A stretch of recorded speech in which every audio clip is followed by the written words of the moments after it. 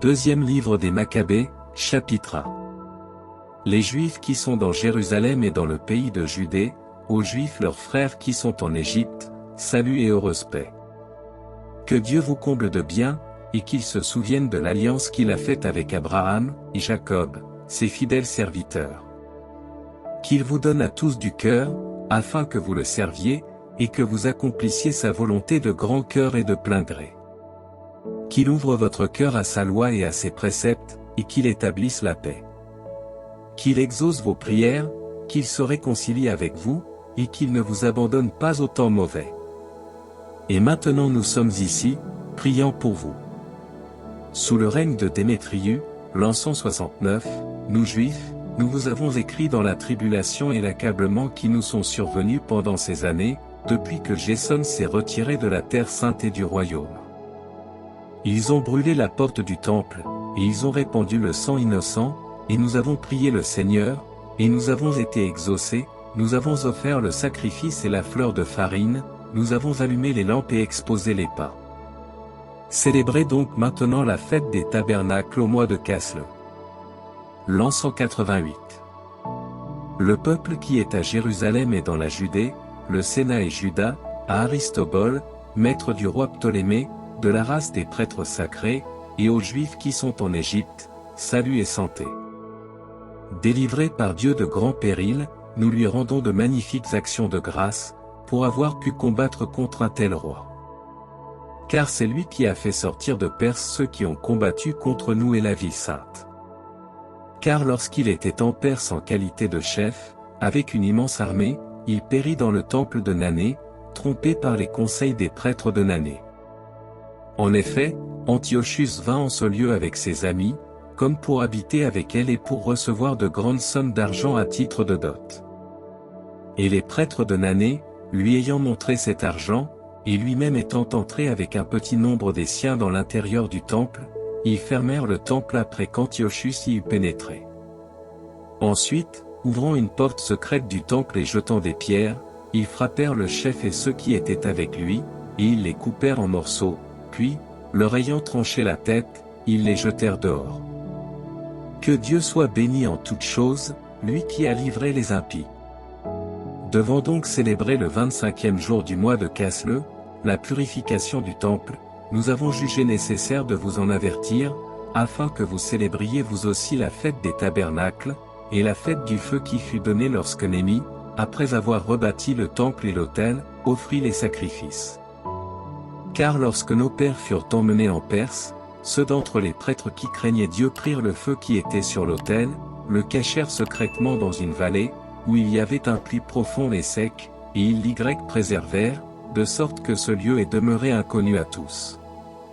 Or après que beaucoup d'années se furent écoulées, et qu'il plut à Dieu de faire envoyer Néhémie par le roi de Perse, il envoya les petits-fils de ces prêtres qui avaient caché le feu, pour le chercher, et comme ils nous l'ont raconté, ils ne trouvèrent pas le feu, mais une eau épaisse. Il leur ordonna de puiser et de lui en apporter, et le prêtre Néhémie ordonna d'arroser avec cette eau les sacrifices qui avaient été apportés, le bois et ce qu'on avait mis dessus.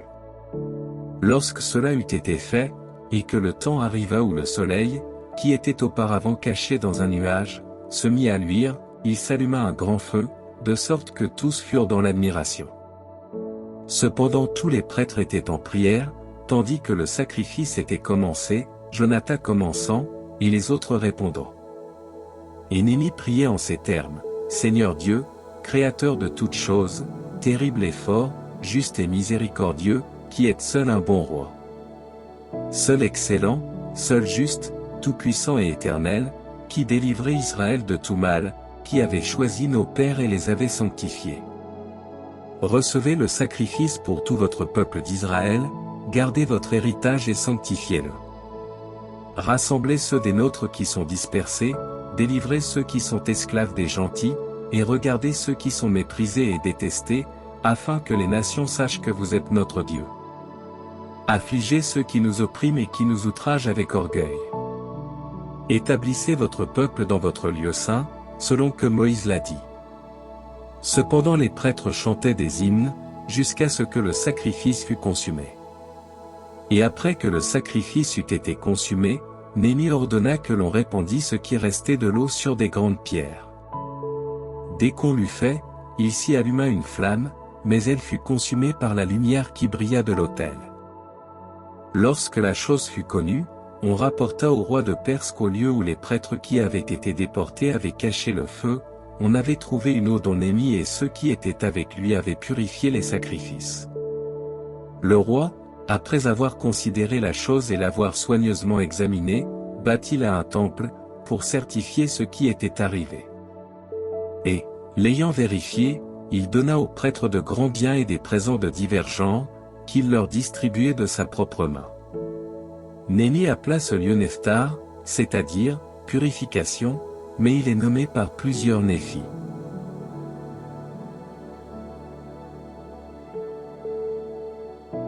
Deuxième livre des Maccabées, chapitre 2.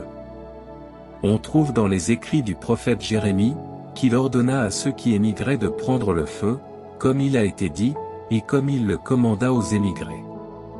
Et il leur donna la loi, pour les empêcher d'oublier les préceptes du Seigneur, et de tomber dans l'égarement d'esprit et voyant les idoles d'or et d'argent, et leurs ornements. Et, disant encore d'autres choses semblables, il les exhortait à ne pas éloigner leur cœur de la loi. Il était aussi marqué dans le même écrit comment le prophète ordonna, d'après une réponse qu'il avait reçue de Dieu, qu'on emportât avec lui le tabernacle et l'arche, jusqu'à ce qu'il fût arrivé à la montagne sur laquelle Moïse était monté et avait vu l'héritage de Dieu. Étant arrivé là, Jérémie trouva une caverne, et il y porta le tabernacle, l'arche et l'autel de l'encensement, puis il obstrua l'entrée. Or quelques-uns de ceux qui l'avaient suivi s'approchèrent ensemble, pour remarquer ce lieu, et ils ne purent le trouver.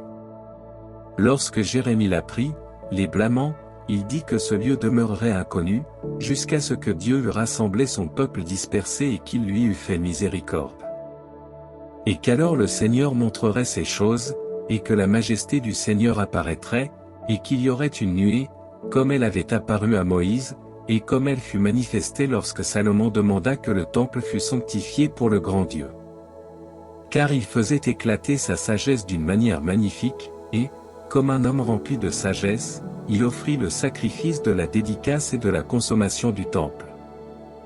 De même que Moïse pria le Seigneur, et que le feu descendit du ciel et consuma l'holocauste, de même Salomon pria aussi, et le feu descendit du ciel et consuma l'holocauste.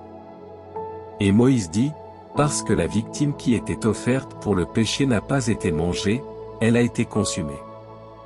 Et semblablement Salomon célébra pendant 8 jours la dédicace.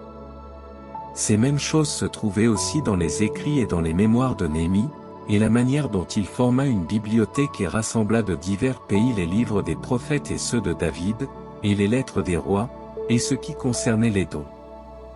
Semblablement, Juda a aussi recueilli tout ce qui s'était perdu pendant la guerre qui nous est survenue, et ces écrits sont chez nous. Si donc vous les désirez, envoyez-nous des personnes qui vous les porteront. Ainsi donc, sur le point de célébrer la purification, nous vous avons écrit, et vous ferez bien de célébrer ces jours. Quant à Dieu, qui a délivré son peuple, qui a rendu à tous l'héritage et le royaume, le sacerdoce et le sanctuaire. Selon qu'il l'avait promis dans la loi, nous espérons qu'il aura bientôt pitié de nous, et qu'il nous rassemblera dans le lieu saint, de tous les pays qui sont sous le ciel. Car il nous a délivrés de grands périls, et il a purifié le lieu. En ce qui concerne Juda Machabée et ses frères, la purification du grand temple et la dédicace de l'autel. Comme aussi les combats qui ont été livrés sous Antiochus l'illustre et sous son fils Pator. Et les apparitions qu'ont reçues du ciel ceux qui ont combattu vaillamment pour les Juifs, de sorte que, malgré leur petit nombre, ils se sont rendus maîtres de tout le pays, ont mis en fuite une multitude barbare. On recouvrait le temple le plus célèbre qui soit dans tout l'univers, on délivrait la ville et rétablit les lois qui avaient été abolies, le Seigneur leur ayant été propice en toute bienveillance. Nous avons tâché d'abréger en un seul volume ce qui a été écrit en 5 livres par Jason de Cyrène. Car, considérant la multitude des livres, et la difficulté qui existe pour ceux qui veulent apprendre les récits de l'histoire, à cause de la multitude des choses. Nous avons fait en sorte que celui-ci soit une jouissance de l'esprit pour ceux qui voudront lire, que les hommes studieux puissent le confier plus facilement à leur mémoire, et que tous les lecteurs y trouvent de l'utilité. Quant à nous-mêmes, qui avons entrepris ce travail d'abréviation, nous ne nous sommes pas imposé une tâche facile, mais un travail qui demande beaucoup de veille et de sueur. Comme ceux qui préparent un festin et qui cherchent à satisfaire le goût des autres, pour l'avantage d'un grand nombre, nous entreprenons volontiers ce travail. Nous reposons de la vérité de chaque chose sur les auteurs, et nous appliquons nous-mêmes seulement à abréger, selon la forme voulue. Car de même que l'architecte d'une nouvelle maison doit prendre soin de toute la construction, et comme celui qui est chargé de la peindre doit rechercher ce qui est propre à l'embellir, ainsi doit-on juger de nous. En effet, recueillir les matériaux, arranger le style, et rechercher avec soin chaque circonstance particulière, c'est le rôle de l'auteur d'une histoire. Mais on doit accorder à celui qui fait un abrégé de s'appliquer à la brièveté de la diction et d'éviter les longs discours. Nous commencerons donc ici notre narration, en fait de préface, que ce que nous avons dit suffise, car il serait insensé d'être diffus avant de commencer une histoire, et d'être succinct dans l'histoire même.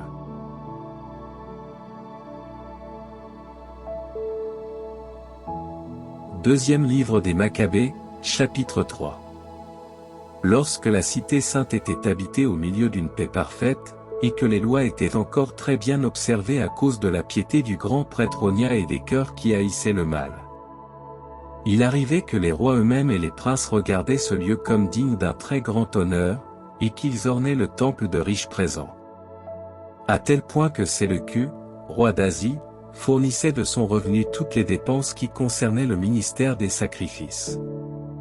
Mais Simon, de la tribu de Benjamin, qui avait été établi intendant du temple, s'efforçait, malgré la résistance que lui opposait le prince des prêtres, de tramer quelque chose d'injuste dans la ville. Mais, ne pouvant pas vaincre Onia, il alla trouver Apollonius, fils de Tarsée, qui commandait en ce temps-là dans la Sélésyrie et dans la Phénicie. Et il lui annonça que le trésor de Jérusalem était rempli de sommes énormes, que la richesse publique était immense, qu'elle n'était pas réservée pour la dépense des sacrifices, et qu'il était possible de faire tout tomber entre les mains du roi. Lorsqu'Apollonius eut rapporté au roi ce qu'on lui avait dit touchant cet argent, celui-ci fit venir Héliodore, qui était préposé à ses affaires, et l'envoya avec ordre de faire transporter l'argent. Aussitôt Héliodore se mit en route, en apparence pour visiter les villes de Sélésyrie et de Phénicie, mais en réalité pour exécuter l'intention du roi. Mais, lorsqu'il fut arrivé à Jérusalem, et qu'il eut été reçu avec amabilité dans la ville par le grand prêtre, il fit part de l'information donnée au sujet de l'argent, et déclara le motif de sa présence, puis, il demanda si tel était l'état des choses. Alors le grand prêtre lui représenta que cet argent était en dépôt, que c'était la subsistance des veuves et des orphelins. Qu'une partie des sommes dont l'impie Simon avait parlé appartenait à Hircan, fils de Tobie, homme très éminent, que le tout consistait en 400 talents d'argent et en 200 talents d'or. Qu'au reste il était absolument impossible de tromper ceux qui avaient eu confiance dans un lieu et dans un temple qui était honoré dans le monde entier, pour sa majesté et sa sainteté. Mais lui, sur les ordres qu'il avait reçus du roi, disait qu'il fallait à tout prix que ces sommes fussent portées au roi. Au jour marqué, Héliodore entra dans le temple pour exécuter cette entreprise. Cependant une vive émotion régnait dans toute la ville. Les prêtres se prosternèrent devant l'autel avec leurs vêtements sacerdotaux, et ils invoquaient dans le ciel celui qui a fait la loi relative aux dépôts, afin qu'il les conservât intacts à ceux qui les avaient déposés. Mais quiconque regardait le visage du grand prêtre était blessé jusqu'au cœur, car sa physionomie et le changement de son teint déclaraient la douleur intérieure de son âme. Car une certaine tristesse était répandue autour de lui, et le frisson de son corps manifestait à ceux qui le regardaient la douleur de son cœur. Plusieurs accouraient aussi en troupe des maisons, conjurant Dieu par des prières publiques, parce que ce lieu allait être exposé au mépris. Les femmes, la poitrine sainte de Cilice, allaient en foule par les rues, les jeunes filles même, qui demeuraient renfermées, couraient les unes vers Onia, les autres vers les murailles, et quelques-unes regardaient par les fenêtres. Toutes priaient, en étendant leurs mains vers le ciel. Car l'attente de cette multitude confuse et du grand prêtre accablé d'affliction était digne de pitié. Ils invoquaient le Dieu Tout-Puissant, afin que les sommes qu'on leur avait confiées fussent très intégralement conservées à ceux qui les avaient déposées. Et Héliodore exécutait dans le même lieu le dessein qu'il avait résolu, étant présent avec ses gardes auprès du trésor. Mais l'Esprit du Dieu Tout-Puissant se manifesta avec une telle évidence, que tous ceux qui avaient osé obéir à Héliodore, renversés par la force de Dieu, furent frappés d'impuissance et d'effroi. Car il leur apparut un cheval, monté par un cavalier terrible, et orné de housses magnifiques, et il frappa avec impétuosité Héliodore de ses sabots de devant, et celui qui le montait semblait avoir des armes d'or. Deux autres jeunes hommes apparurent aussi, pleins de vigueur, brillants de gloire et richement vêtus, qui, se tenant auprès de lui, le fouettaient des deux côtés, et le frappaient sans relâche de coups multipliés. Héliodore tomba tout à coup à terre, et on l'emporta enveloppé de profondes ténèbres, et on le chassa après l'avoir mis sur une chaise à porteur. Ainsi celui qui était entré dans le trésor avec un grand nombre de courriers et de gardes, était emporté sans que personne lui portât secours, la force de Dieu s'étant fait connaître manifestement. Et lui était étendu sans voix, par la force divine, privé de toute espérance et de salut.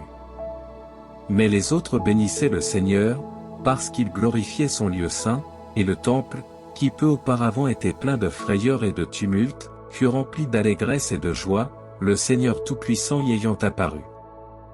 Alors quelques-uns des amis d'Héliodore prièrent Onia en toute hâte d'invoquer le Très-Haut, afin qu'il donnât la vie à celui qui était réduit à la dernière extrémité. Le souverain prêtre, considérant que le roi soupçonnerait peut-être les Juifs d'avoir commis quelque attentat contre Héliodore, offrit pour la guérison de cet homme une victime salutaire. Et tandis que le grand prêtre priait, les mêmes jeunes hommes, couverts des mêmes vêtements, se tenant près d'Héliodore, lui dirent, « Rends grâce au prêtre Onia, car c'est à cause de lui que le Seigneur t'a donné la vie. Et toi, flagellé par Dieu, annonce à tous les merveilles de Dieu et sa puissance. » Après avoir dit cela, ils disparurent. Héliodore, ayant offert une victime à Dieu et fait de grandes promesses à celui qui lui avait accordé de vivre, rendit aussi grâce à Onia, rejoignit son armée et retourna auprès du roi. Et il rendait témoignage à tous des œuvres du grand Dieu, qu'il avait vues de ses yeux. Et le roi ayant demandé à Héliodore qui lui paraissait propre à être envoyé encore à Jérusalem, il dit : « Si tu as quelque ennemi ou quelqu'un qui ait formé des desseins contre ton royaume, envoie-le là-bas, et tu le reverras flagellé, si toutefois il en échappe, parce qu'il y a vraiment dans ce lieu quelque vertu divine. Car celui qui a sa demeure dans les cieux est lui-même présent en ce lieu, il en est le protecteur, et il frappe et fait périr ceux qui y viennent pour faire du mal. » Voilà donc ce qui se passa au sujet d'Héliodore et de la préservation du trésor.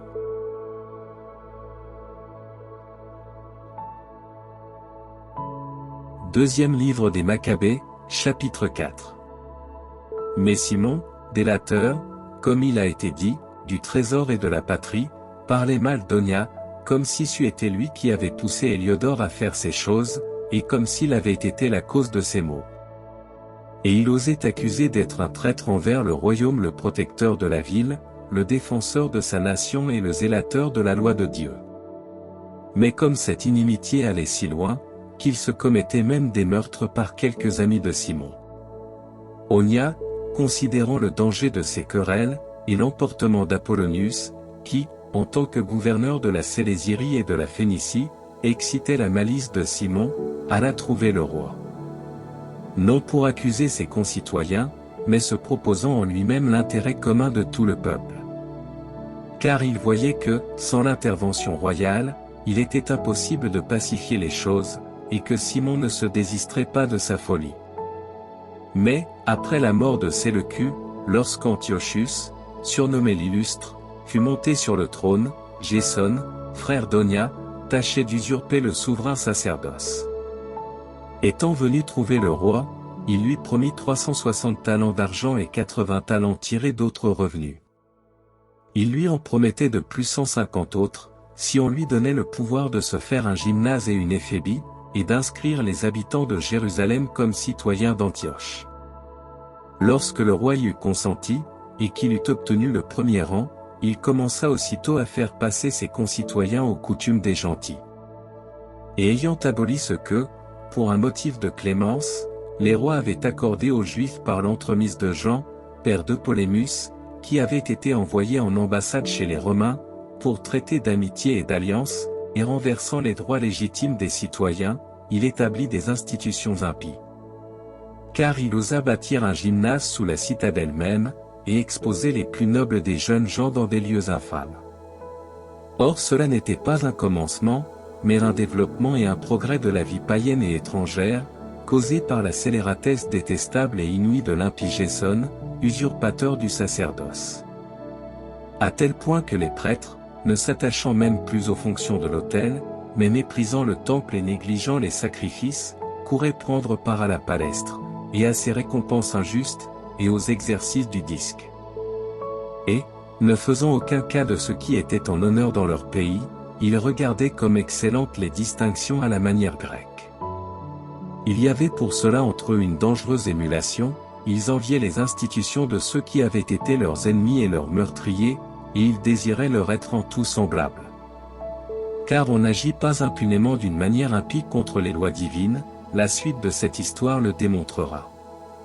Tandis que l'on célébrait les jeux quinquennaux de Tyr, en présence du roi.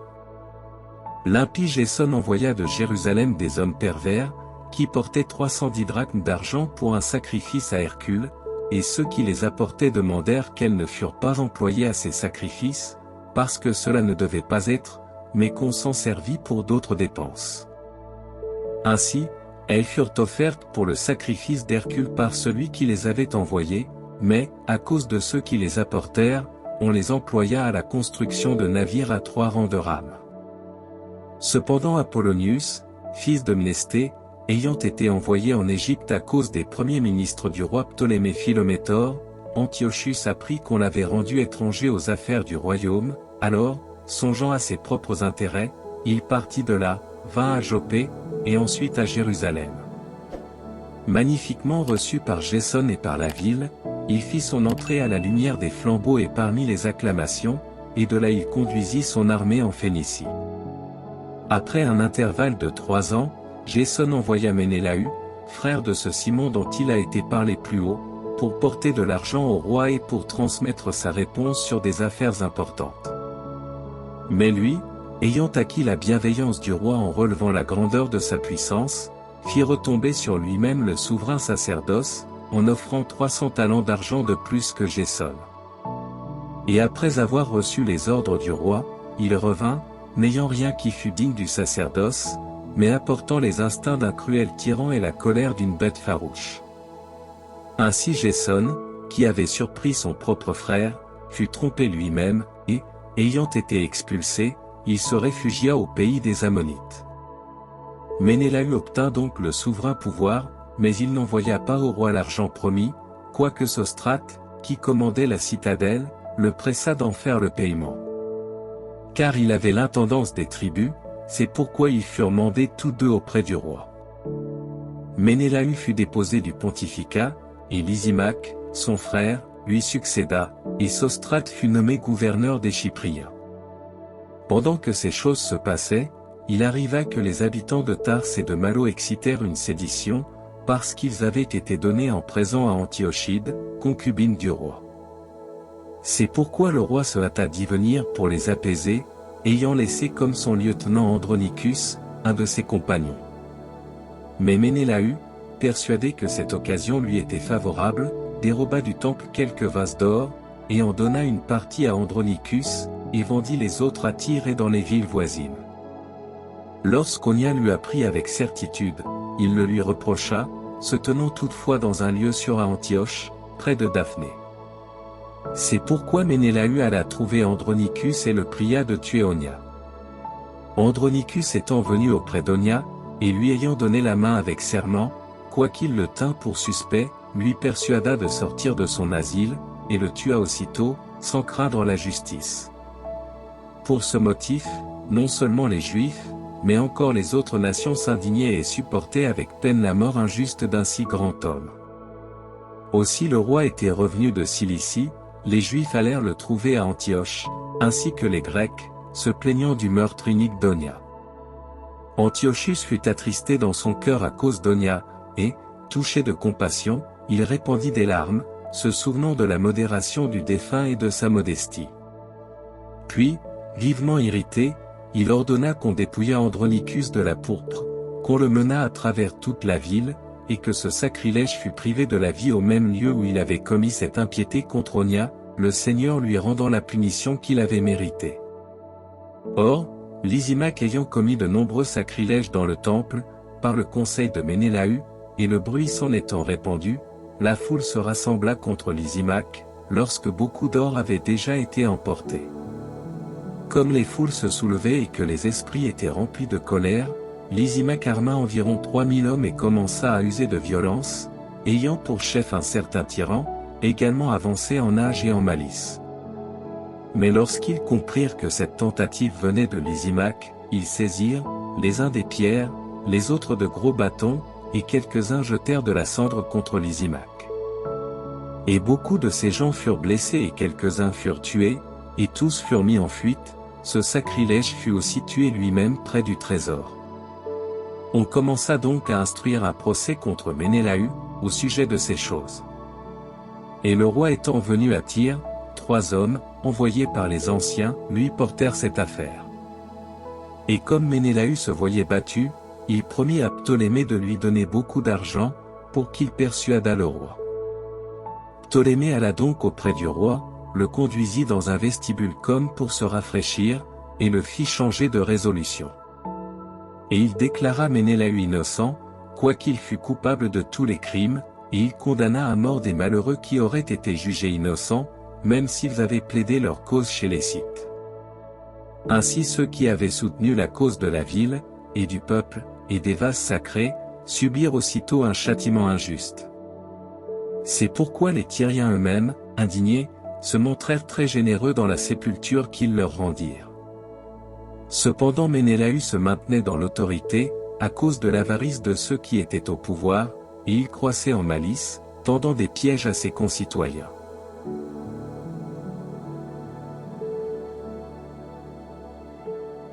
Deuxième livre des Maccabées, chapitre 5. En ce même temps, Antiochus préparait une seconde expédition contre l'Égypte. Or il arriva que l'on vit dans toute la ville de Jérusalem, pendant 40 jours, des cavaliers qui couraient dans les airs, couverts de manteaux d'or et armés de lances, comme des cohortes. Et des escadrons de cavaliers qui couraient les uns contre les autres, des combats qui avaient lieu de main à main, des boucliers agités, une multitude d'hommes munis de casques et d'épées nues, des dards lancés, des armes d'or étincelantes et des cuirasses de toutes sortes. C'est pourquoi tous priaient pour que ces prodiges tournassent à leur avantage. Mais comme le faux bruit se répandit qu'Antiochus était mort, Jason ayant pris au moins 1000 hommes avec lui, attaqua tout à coup la ville, et, quoique les citoyens fussent accourus aux murailles, il se rendit enfin maître de la ville, et Ménélaü s'enfuit dans la citadelle. Cependant Jason n'épargnait pas ses concitoyens dans le carnage, et il ne considérait pas que la victoire gagnée contre des proches est un très grand malheur, et il croyait remporter un trophée de ses ennemis et non de ses concitoyens. Néanmoins il ne put pas s'emparer du pouvoir, mais il reçut la confusion comme fruit de sa perfidie, et il se retira de nouveau, comme fugitif, au pays des Ammonites. Enfin, pour sa perte, poursuivi par Arétha, roi des Arabes, fuyant de ville en ville, haï de tous comme un violateur des lois, comme un homme exécrable, comme un ennemi de sa patrie et de ses concitoyens, il fut chassé en Égypte. Et lui, qui avait banni tant de personnes de leur pays, périt sur la terre étrangère, étant allé à Lacédémone, comme pour y trouver un refuge à cause de sa parenté.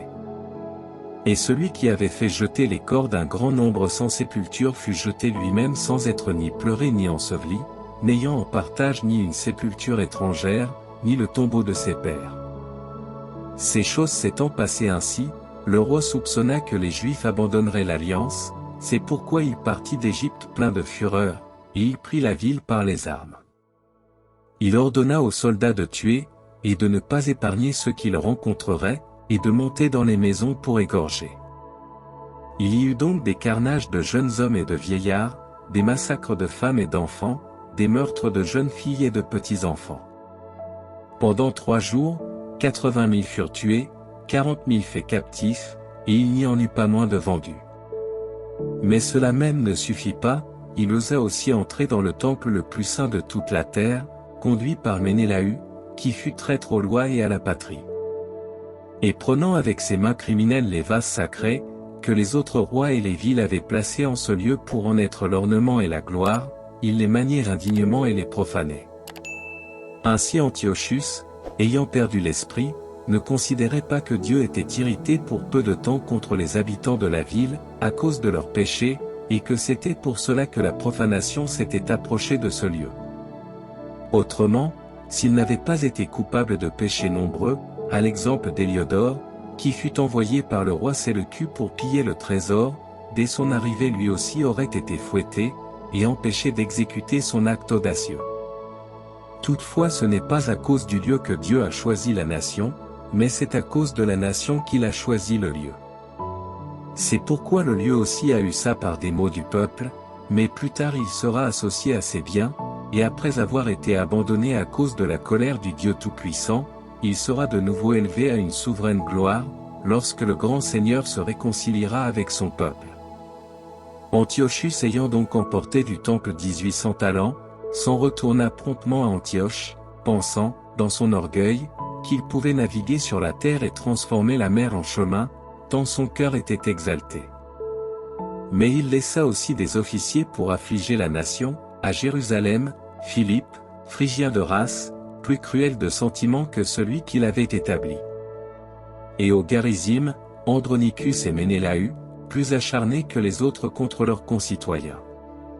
Et étant rempli de haine contre les Juifs, il leur envoya le détestable prince Apollonius, avec une armée de 22 000 hommes, lui ordonnant de tuer tous ceux qui seraient dans la force de l'âge, et de vendre les femmes et les jeunes hommes. Lorsqu'il fut venu à Jérusalem, feignant de vouloir la paix, il se tint en repos jusqu'au saint jour du sabbat, puis tandis que les Juifs le célébraient, il commanda à ses gens de prendre les armes. Il égorgea tous ceux qui étaient allés à la cérémonie, et, parcourant la ville avec ses soldats, il massacra une grande multitude. Cependant Judas Machabée, qui était le 10e, s'était retiré en un lieu désert, où il vivait avec les siens sur les montagnes parmi les bêtes sauvages, et il demeurait là, se nourrissant d'herbes, afin de ne pas prendre part à la souillure.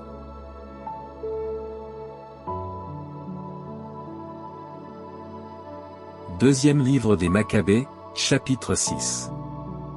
Mais, peu de temps après, le roi envoya un certain vieillard d'Antioche, pour forcer les Juifs à abandonner les lois de Dieu et de leur pays. Et aussi pour profaner le temple qui était à Jérusalem, et pour l'appeler temple de Jupiter Olympien, et pour appeler celui de Garizim temple de Jupiter l'Hospitalier, comme l'étaient ceux qui habitaient en ce lieu. L'invasion des maux fut très mauvaise et dure pour tous. Et le temple était rempli des dissolutions et des festins des gentils, qui se livraient à l'impudicité avec des courtisanes, et des femmes entraient d'elles-mêmes dans les édifices sacrés, y introduisant des choses qui étaient défendues.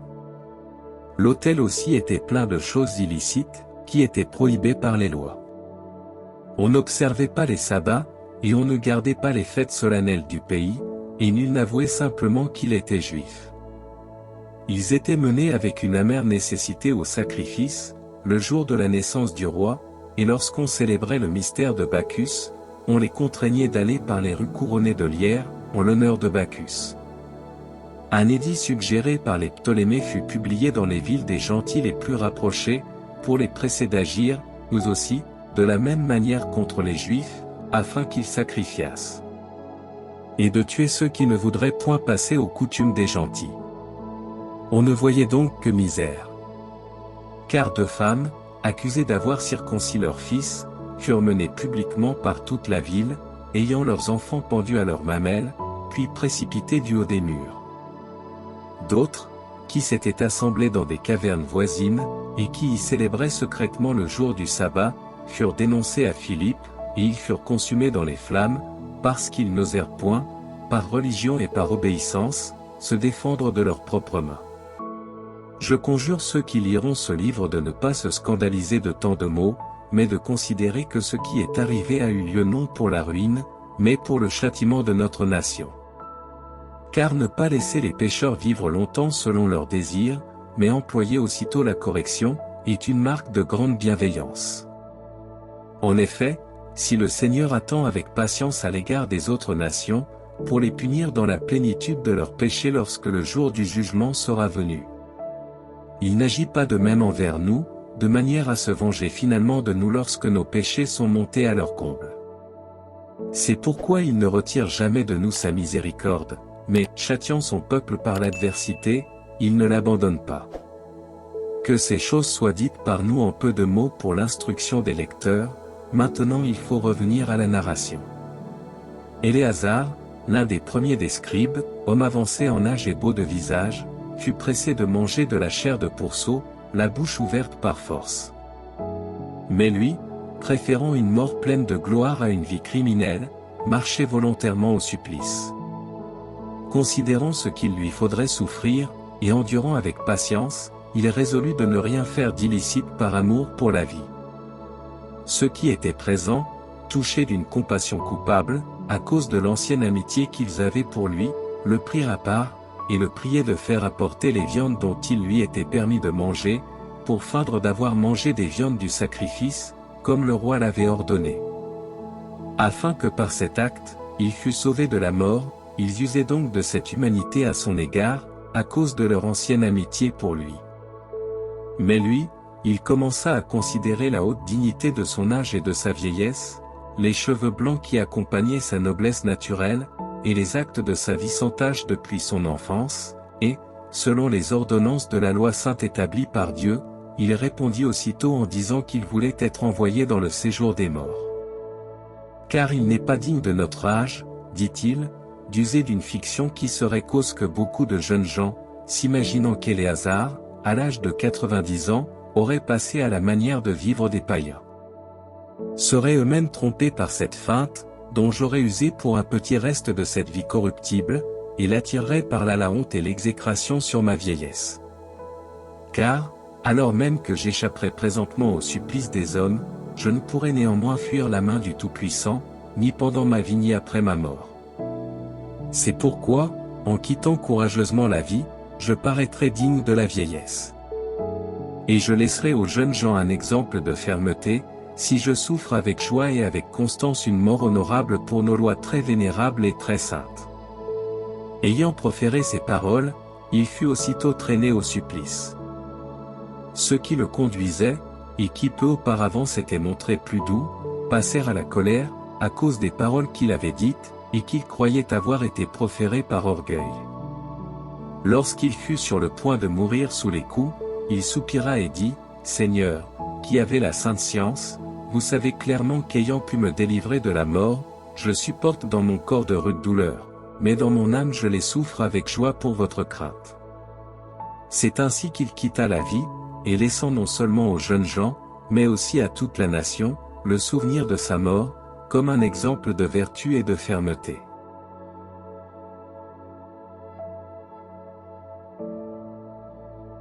Deuxième livre des Maccabées, chapitre 7. Or il arriva que l'on prit aussi sept frères avec leur mère, et que le roi voulut les contraindre à manger, contre la défense de la loi, de la chair de pourceau, en les tourmentant avec des fouets et des lanières de taureau. Mais l'un d'eux, qui est l'aîné, parla ainsi, « Que cherches-tu et que veux-tu apprendre de nous? Nous sommes prêts à mourir plutôt que de violer les lois de Dieu et de nos pères. » Le roi, irrité, ordonna de chauffer des poêles et de chaudières d'airain, et desquelles furent chauffés. Il ordonna qu'on coupât la langue à celui qui avait parlé le premier, qu'on lui arrachât la peau de la tête, et qu'on lui coupât les extrémités des mains et des pieds, à la vue de ses frères et de sa mère. Après qu'il l'eut fait ainsi tout mutilé, il ordonna qu'on l'approchât du feu et qu'on le fît rôtir dans la poêle pendant qu'il respirait encore, tandis qu'il y était longtemps tourmenté. Les autres avec leur mère s'encourageaient mutuellement à mourir pleins de courage. En disant, « Le Seigneur Dieu verra la vérité, et il sera consolé en nous, selon que Moïse l'a déclaré dans son cantique par ses paroles, il sera consolé dans ses serviteurs. Le premier étant donc mort de la sorte, ils amenèrent le second pour l'outrager, et lui ayant arraché la peau de la tête avec les cheveux, ils lui demandaient s'il voulait manger, plutôt que d'être torturé dans tout son corps, membre par membre. Mais il répondit dans la langue de ses pères, « Je n'en ferai rien. » C'est pourquoi, lui aussi, il souffrit en second lieu les mêmes tourments que le premier. Et près de rendre l'esprit, il parla ainsi, « Toi, ô le plus scélérat des hommes, tu nous perds pour la vie présente, mais le roi du monde nous ressuscitera pour la vie éternelle, nous qui serons morts pour ses lois. » Après celui-ci on outragea le troisième, on lui demanda sa langue, qu'il présenta aussitôt, et il tendit courageusement ses mains. Et il dit avec confiance, « J'ai reçu ces membres du ciel, mais je les méprise maintenant à cause des lois de Dieu, parce que j'espère qu'il me les rendra un jour. » De sorte que le roi et ceux qui l'accompagnaient admirèrent le courage de ce jeune homme, qui considérait comme rien les tourments. Celui-ci étant mort de la sorte, ils tourmentèrent le quatrième, le torturant de la même manière. Et comme déjà il était près de la mort, il dit, « Il est avantageux que ceux qui sont livrés à la mort par les hommes puissent attendre de Dieu qu'il les ressuscitera, car pour toi il n'y aura pas de résurrection pour la vie. » Ayant fait approcher le cinquième, il le tourmentait. Mais lui, regardant le roi, dit, « Comme tu exerces le pouvoir parmi les hommes, quoique tu sois mortel, tu fais ce que tu veux, mais ne t'imagine pas que notre nation soit abandonnée de Dieu. Attends seulement un peu, et tu verras la grandeur de sa puissance et comment il te tourmentera, toi et ta race. » Après celui-ci ils amenèrent le sixième, et comme il commençait à mourir, il dit, « Ne t'abuse pas vainement, car nous souffrons ceci à cause de nous-mêmes, ayant péché contre notre Dieu, et ce qui nous arrive est digne d'admiration. Mais toi, ne t'imagine pas que tu demeureras impuni, après avoir entrepris de combattre contre Dieu. » Cependant la mère extraordinairement admirable et digne du souvenir des bons, qui, voyant périr ses 7 fils en un même jour, le supportait avec courage, à cause de l'espérance qu'elle avait en Dieu. Exhortait fortement chacun d'eux dans la langue de ses pères, remplis de sagesse, et, alliant un mal courage avec la tendresse d'une femme. Elle leur dit, « Je ne sais comment vous êtes apparus dans mon sein, car ce n'est pas moi qui vous ai donné l'esprit, l'âme et la vie, et ce n'est pas moi qui ai joint les membres de chacun de vous.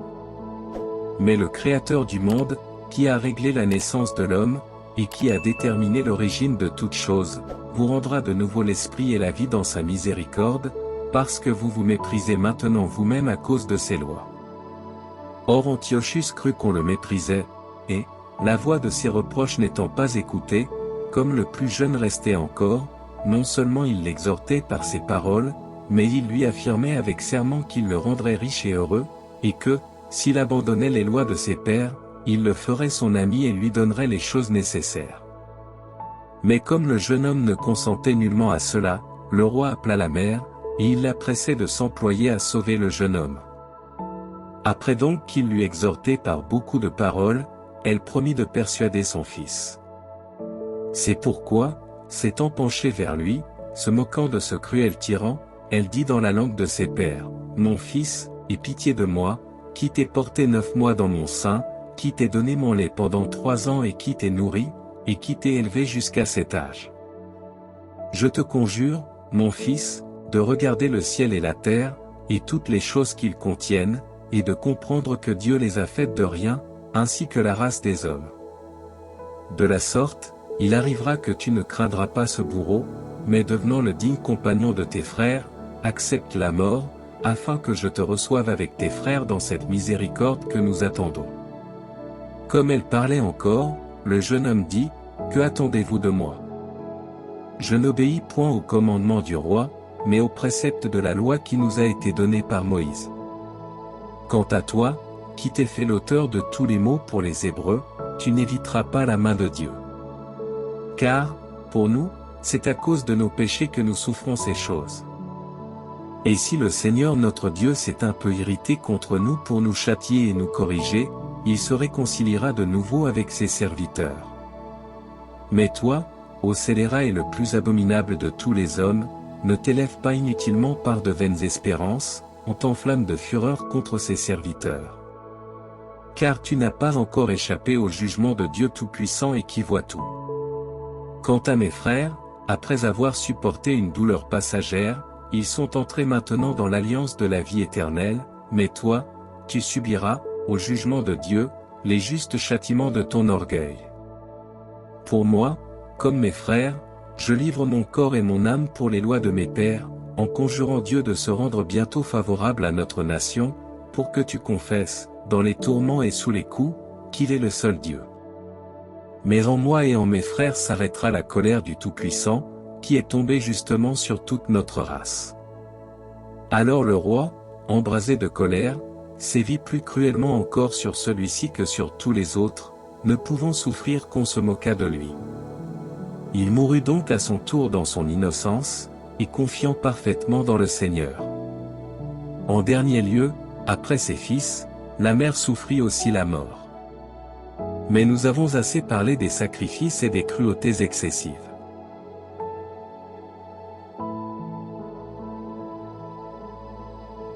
Deuxième livre des Maccabées, chapitre 8. Cependant Juda Machabée et ceux qui étaient avec lui entraient secrètement dans les villages, et rassemblant leurs parents et leurs amis, et prenant avec eux ceux qui étaient demeurés fermes dans le judaïsme, ils attirèrent à eux 6 000 hommes. Et ils invoquaient le Seigneur, afin qu'il regardât son peuple que tout le monde foulait aux pieds, qu'il eût compassion de son temple qui était profané par les impies. Qu'il eût pitié aussi des ruines de la ville, qui allait être bientôt détruite, et qu'il écoutât la voix du sang qui criait vers lui. Qu'il se souvint aussi des meurtres si injustes des enfants innocents, et des blasphèmes proférés contre son nom, et qu'il conçut de l'indignation contre ses excès. Or Machabée, ayant assemblé une multitude, devenait formidable aux nations, car la colère du Seigneur se changea en miséricorde. Et tombant à l'improviste sur les villages et sur les villes, il les brûlait, occupant les lieux les plus avantageux, il infligeait aux ennemis de nombreuses défaites. C'est surtout pendant les nuits qu'il faisait ces sortes d'expéditions, et le bruit de sa valeur se répandait de toutes parts.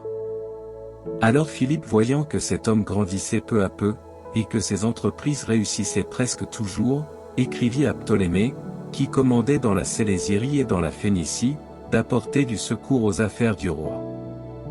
Ptolémée lui envoya promptement Nicanor, fils de Patrocle, l'un des plus grands de la cour, à qui il ne donna pas moins de 20 000 hommes armés, de diverses nations, afin qu'il exterminât toute la race des Juifs, et il lui adjoignit Gorgia, grand capitaine et très expérimenté dans les choses de la guerre. Nicanor résolut de fournir au roi, par la vente des captifs juifs, le tribut de 2000 talents qui devait être payé aux Romains. Et il envoya aussitôt vers les villes maritimes, pour inviter à acheter des esclaves juifs, promettant de donner 90 esclaves pour un talent, sans penser à la vengeance qui devait l'atteindre de la part du Tout-Puissant. Dès que Juda eut appris l'arrivée de Nicanor, il en avertit les Juifs qui étaient avec lui. Quelques-uns d'entre eux, effrayés et n'ayant pas confiance en la justice de Dieu, prirent la fuite. Les autres vendaient ce qui leur était resté, et en même temps ils conjuraient le Seigneur de les délivrer de l'impie Nicanor, qui, avant même de s'être approché d'eux, les avait vendus. Et s'il ne le faisait pas pour eux, qu'il le fît du moins à cause de l'alliance conclue avec leur père, et parce que son nom saint et magnifique avait été invoqué sur eux. Machabée, ayant rassemblé les 7000 hommes qui étaient avec lui, les conjurait de ne pas se réconcilier avec leurs ennemis et de ne pas craindre cette multitude d'adversaires qui venaient injustement contre eux, mais de combattre avec courage. Ayant devant les yeux la profanation indigne dont ils avaient déshonoré le lieu saint, et aussi les insultes et les outrages faits à la ville, et encore la violation des institutions des anciens. Car pour eux, dit-il, ils se confient dans leurs armes et dans leur audace, mais nous mettons notre confiance dans le Seigneur Tout-Puissant, qui peut détruire par un clin d'œil et ceux qui s'avancent contre nous, et le monde entier. Il les fit souvenir aussi des secours de Dieu qui avaient été donnés à leur père, et des 185 000 hommes qui avaient péri au temps de Sénachérib. Et de la bataille qu'ils avaient livrée aux Galates en Babylonie, dans laquelle, lorsqu'on en vint aux mains, les Macédoniens, leurs alliés, ayant chancelé, eux seuls, au nombre de 6 000 en tout, avaient tué 120 000 hommes, à cause du secours qu'ils avaient reçu du ciel, et ils avaient obtenu pour cela de grandes faveurs. Ces paroles les remplirent de courage, et ils furent prêts à mourir pour leur loi et leur patrie. Alors il établit ses frères, Simon, Joseph et Jonathan, chefs de chaque division, chacun d'eux ayant sous lui 1500 hommes. Puis, après que le livre saint leur eût été lu par Esdras, et que l'assurance du secours de Dieu leur eût été donnée, le général lui-même, au premier rang, engagea le combat avec Nicanor. Et le Tout-Puissant s'étant fait leur auxiliaire, ils tuèrent plus de 9000 hommes, et ils contraignirent la plus grande partie de l'armée de Nicanor, affaiblie par les blessures, de prendre la fuite. Ils prirent aussi l'argent de ceux qui étaient venus pour les acheter, et ils les poursuivirent au loin. Mais ils revinrent, pressés par l'heure, car c'était la veille du sabbat, ce qui fut cause qu'ils ne continuèrent pas de les poursuivre. Ayant ensuite ramassé leurs armes et leurs dépouilles, ils célébrèrent le sabbat, bénissant le Seigneur, qui les avait délivrés en ce jour-là, et qui avait répandu sur eux les premières gouttes de sa miséricorde. Après le sabbat, ils firent part des dépouilles aux infirmes, aux orphelins et aux veuves, et ils retinrent le reste pour eux et pour les leurs. Après cela, tous ensemble ils firent une prière, conjurant le Seigneur miséricordieux de se réconcilier tout à fait avec ses serviteurs. Ils tuèrent aussi plus de 20 000 hommes de ceux qui combattaient contre eux avec Timothée et Bacchidée, ils s'emparèrent de forteresses aux murs élevés, et partagèrent, par portions égales, un grand butin entre les malades, les orphelins, les veuves et aussi les vieillards. Et après avoir ramassé les armes avec soin, ils les placèrent tout en des lieux convenables, puis ils portèrent le reste des dépouilles à Jérusalem. Ils tuèrent aussi Philarque, homme pervers, qui était avec Timothée, et qui avait fait beaucoup de mal aux Juifs.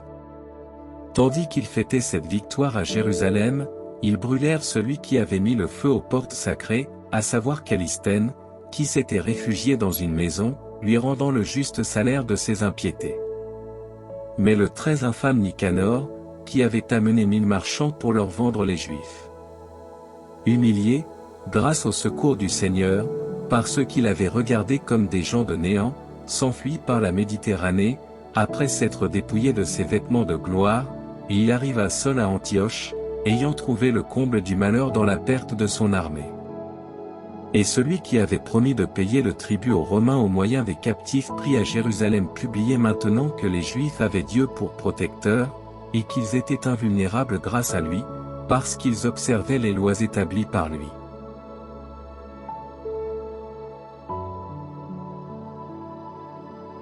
Deuxième livre des Maccabées, chapitre 9. En ce même temps, Antiochus revenait honteusement de Perse. Car il était entré dans la ville appelée Persépolis, et il avait tenté de piller le temple et d'opprimer la ville, mais tout le peuple ayant couru aux armes, il fut mis en fuite avec les siens, et ainsi il arriva qu'Antiochus, après cette fuite, s'en revenait honteusement. Lorsqu'il fut arrivé près d'Ecbatane, il apprit ce qui était arrivé à Nicanor et à Timothée. Transporté de colère, il s'imaginait qu'il pourrait retourner contre les Juifs l'outrage de ceux qu'il avait mis en fuite, c'est pourquoi il ordonna de conduire rapidement son char et de voyager sans délai, poursuivi par la vengeance céleste, parce qu'il avait dit avec orgueil qu'il irait à Jérusalem et qu'il ferait d'elle le tombeau des Juifs. Mais le Seigneur Dieu d'Israël, qui voit toutes choses, le frappa d'une plaie incurable et invisible. Car à peine eut-il achevé cette parole, qu'il fut saisi d'une cruelle douleur d'entrailles et d'affreuses tortures intérieures.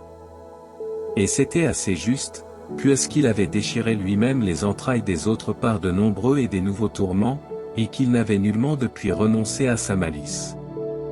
Rempli au contraire d'orgueil, respirant du feu contre les Juifs dans ses pensées, il ordonna d'accélérer le voyage, mais il arriva que, dans sa course impétueuse, il tomba de son char, et de graves lésions de son corps, il eut les membres tout meurtris. Ainsi celui qui, rempli d'un orgueil surhumain, croyait pouvoir commander même aux flots de la mer et poser dans une balance les hauteurs des montagnes, humilié maintenant jusqu'à terre, était porté dans une litière, attestant la puissance de Dieu, qui se manifestait en lui. car il sortait des quantités de vers du corps de cet impie, et, tandis qu'il vivait dans les douleurs, ses chairs tombaient en lambeaux, avec une odeur et une puanteur qui incommodaient l'armée. Et celui qui, peu auparavant, s'imaginait qu'il pourrait atteindre les astres du ciel, ne pouvait plus être porté par personne, à cause de son infection intolérable. Il commença donc à revenir de ce grand orgueil à la connaissance de lui-même, averti par le coup dont Dieu l'avait frappé, et ses douleurs s'accroissant à chaque instant. Et comme il ne pouvait plus lui-même supporter sa puanteur, il parla ainsi, « Il est juste d'être soumis à Dieu, et lorsqu'on est mortel, de ne pas s'égaler à Dieu. » Or ce scélérat priait le Seigneur, de qui il ne devait pas obtenir miséricorde. Et la ville vers laquelle il venait en toute hâte, pour la raser jusqu'à terre pour en faire un sépulcre de cadavres entassés, il souhaite maintenant de la rendre libre. Et les Juifs qu'il n'avait pas même jugés dignes de la sépulture, et de qui il avait dit qu'il les livrerait en proie aux oiseaux et aux bêtes sauvages, et qu'il exterminerait jusqu'aux petits enfants, il promet maintenant de les égaler aux Athéniens. Il promet aussi d'orner de dons précieux le saint temple qu'il avait pillé auparavant, et d'augmenter le nombre des vases sacrés, et de fournir de ses revenus les dépenses nécessaires pour les sacrifices. Et même de se faire juif, et de parcourir tous les lieux de la terre pour publier la puissance de Dieu. Mais comme ses douleurs ne cessaient point, parce que le juste jugement de Dieu était tombé sur lui, désespéré, il écrivit aux Juifs une lettre en forme de supplication, qui contenait ce qui suit. Aux Juifs, excellents citoyens, le roi et le prince Antiochus souhaitent le salut, la santé, et le bonheur. Si vous êtes en bonne santé, ainsi que vos enfants, et si tout vous réussit à souhait, nous en rendons de grandes grâces à Dieu. Et moi, je suis malade, mais je me souviens de vous avec bonté, à mon retour des régions de la Perse, saisi par une maladie grave, j'ai cru nécessaire de prendre soin des intérêts communs. Non que je désespère de moi-même, mais j'ai une grande espérance que je guérirai de ma maladie. Considérant donc que mon père lui-même, dans les temps où il conduisait son armée dans les provinces supérieures, désigna celui qui devait régner après lui. Afin que, s'il arrivait quelque malheur, ou qu'on publia quelque fâcheuse nouvelle, ceux qui étaient dans les provinces, sachant à qui l'autorité était laissée, ne fussent pas troublés. Considérant en outre que tous les princes des environs et nos voisins observent les temps et attendent les événements, j'ai désigné pour roi mon fils Antiochus, lui que j'ai souvent recommandé à beaucoup d'entre vous, dans mes voyages à travers les royaumes supérieurs, et je lui ai écrit ce qui suit. Je vous prie donc et je vous demande de vous souvenir des bienfaits reçus en général et en particulier, et de garder chacun la fidélité envers moi et mon fils. Car j'ai confiance qu'il se conduira avec modération et avec douceur, qu'il suivra mes conseils, et qu'il sera affable à votre égard. Ainsi donc, ce meurtrier et ce blasphémateur, frappé d'une plaie horrible, et traité comme il avait lui-même traité les autres, finit sa vie sur les montagnes, loin de son pays, par une mort misérable. Philippe, son frère de lait, fit transporter son cadavre, et, craignant le fils d'Antiochus, il s'en alla en Égypte auprès de Ptolémée Philométor.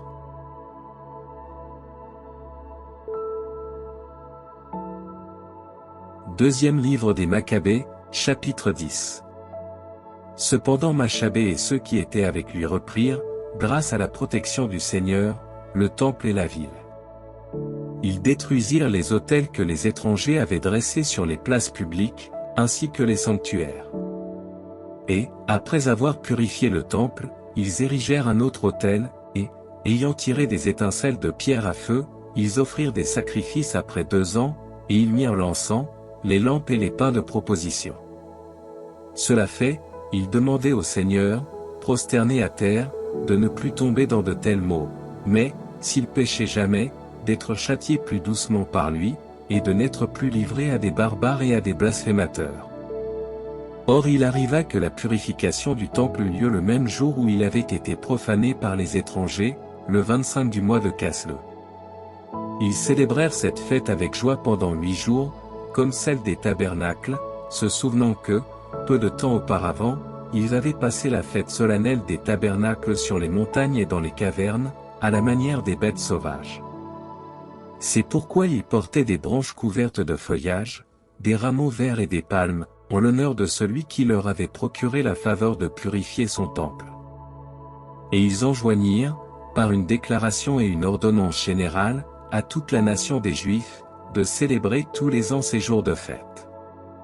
Telle fut donc la fin de la vie d'Antiochus, qui fut appelé le Noble. Nous raconterons maintenant les actions de Pator, fils de l'impie Antiochus, en exposant brièvement les maux arrivés pendant ces guerres. Lorsqu'il prit possession du pouvoir, il établit sur les affaires du royaume un certain Lysia, chef de l'armée de Phénicie et de Syrie. Car Ptolémée, surnommé Massé, résolut d'être tout à fait juste envers les Juifs, surtout à cause de l'injustice qu'on leur avait faite, et d'agir avec eux dans un esprit de paix. Mais, à cause de cela, il fut accusé auprès de Pator par ses amis, et comme il s'entendait souvent appeler traître, parce qu'il avait abandonné la Chypre, que Philométor lui avait confiée, et qu'après être passé dans le parti d'Antiochus le Noble, il s'était aussi éloigné de lui, il finit sa vie par le poison. Or Gorgia, qui commandait en ces lieux, ayant pris des troupes étrangères, combattait souvent contre les Juifs. Mais les Juifs, qui occupaient des forteresses avantageuses, recevaient ceux qui avaient été chassés de Jérusalem, et cherchaient à faire la guerre. Cependant ceux qui étaient avec Machabée, ayant conjuré par leur prière le Seigneur de venir à leur secours, attaquèrent avec vigueur les forteresses des Iduméens.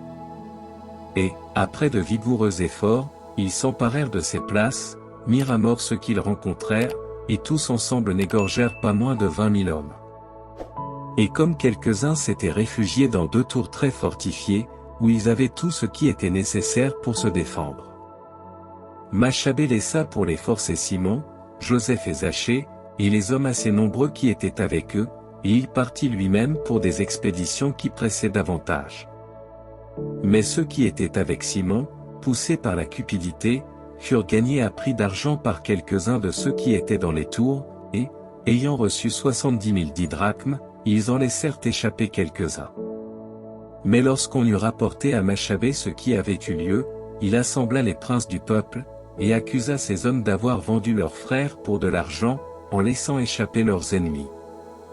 Il fit donc mourir ceux qui étaient devenus des traîtres, et il s'empara aussitôt des 2 tours. Et, tout cédant heureusement à ses armes et à ses efforts, il tua dans ces 2 forteresses plus de 20 000 hommes.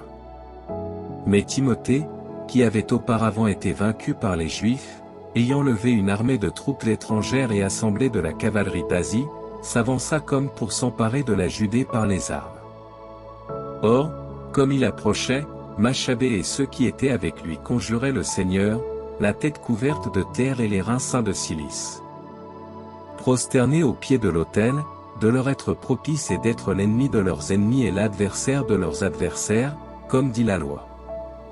Ainsi, après la prière, ayant pris les armes, et s'étant avancés assez loin de la ville, ils s'arrêtèrent lorsqu'ils furent près des ennemis. Dès que le soleil commença à paraître, les 2 armées engagèrent le combat, les uns ayant, outre leur valeur, le Seigneur même pour garant de la victoire et du succès, les autres n'ayant que leur courage pour guide dans la lutte. Mais, au plus fort du combat, 5 hommes apparurent du ciel aux ennemis, sur des chevaux ornés de freins d'or, servant de guide aux Juifs.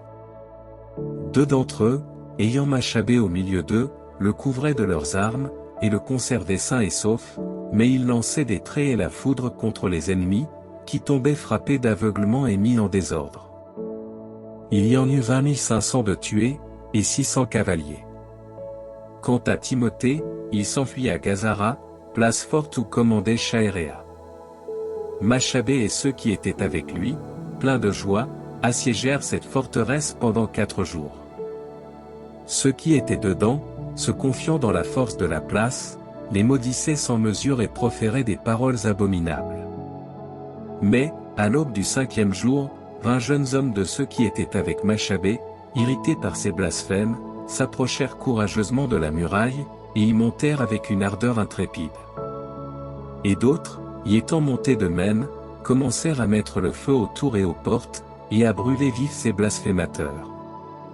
Pendant 2 jours entiers ils pillèrent la place, et ayant trouvé Timothée qui se cachait dans un certain lieu, ils le mirent à mort, ils tuèrent aussi son frère Chaéréa et Apollophanès. Cela fait, ils bénissaient par des hymnes et des cantiques le Seigneur, qui avait fait de grandes choses en Israël, et qui leur avait donné la victoire.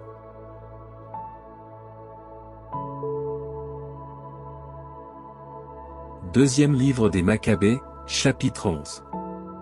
Mais peu de temps après, Lysia, gouverneur du roi et son parent, préposé aux affaires du royaume, supportant avec peine ce qui était arrivé, assembla 80 000 hommes et toute la cavalerie, et marcha contre les Juifs, s'imaginant qu'il ferait de la ville, après l'avoir prise, une résidence pour les gentils.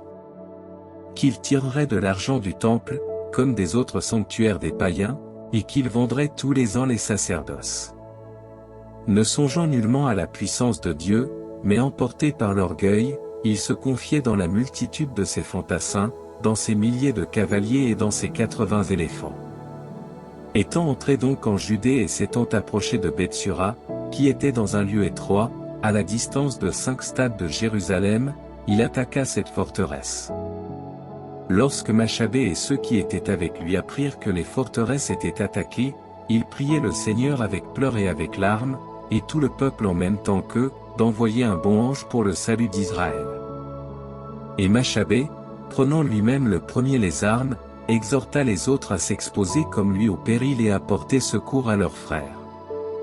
Et comme ils s'avançaient ensemble avec un courage assuré, au sortir de Jérusalem un cavalier parut, qui marchait devant eux, ayant un vêtement blanc et des armes d'or, et brandissant une lance.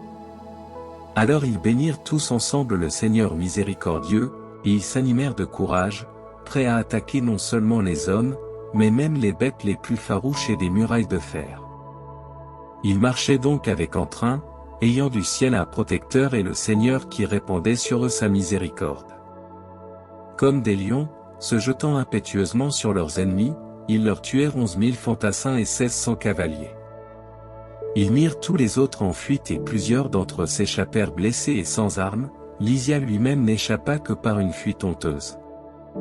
Comme il ne manquait pas de sens, considérant en lui-même la perte qu'il avait faite, et comprenant que les Hébreux étaient invincibles, parce qu'ils s'appuyaient sur le secours du Dieu Tout-Puissant, il envoya auprès d'eux. Et il leur promit de consentir à tout ce qui serait juste, et de persuader au roi de devenir leur ami. Machabée se rendit aux prières de Lysia, se proposant en toutes choses ce qui était utile, et tout ce que Machabée écrivit à Lysia en faveur des Juifs, le roi l'accorda. Car la lettre que Lysia écrivit aux Juifs était conçue en ces termes: Lysia au peuple des Juifs, salut. Jean et Abésalom, qui avaient été envoyés par vous, m'ont remis vos lettres et m'ont demandé d'accomplir les choses qu'elles contenaient. Tout ce qui pouvait être représenté au roi, je le lui ai exposé, et il a accordé ce que les circonstances permettaient. Si donc vous conservez la fidélité dans les affaires, je tâcherai encore à l'avenir d'être pour vous une cause de bien. Quant aux autres choses, j'ai chargé en détail et verbalement ceux que vous m'avez envoyés, et ceux que je vous envoie, d'en conférer avec vous. Portez-vous bien. L'an 148, le 24e jour du mois de Dioscor. La lettre du roi contenait ce qui suit: le roi Antiochus à Lysia son frère, salut. Le roi notre père ayant été transféré parmi les dieux, et notre désir étant que ceux qui sont dans notre royaume vivent en paix et s'appliquent avec soin à leurs affaires. Nous avons appris que les Juifs n'ont pas consenti à passer aux coutumes des Grecs, comme le souhaitait mon père, mais qu'ils veulent conserver leur manière de vivre, et que, pour ce motif, ils nous demandent qu'il leur soit permis de garder leurs lois.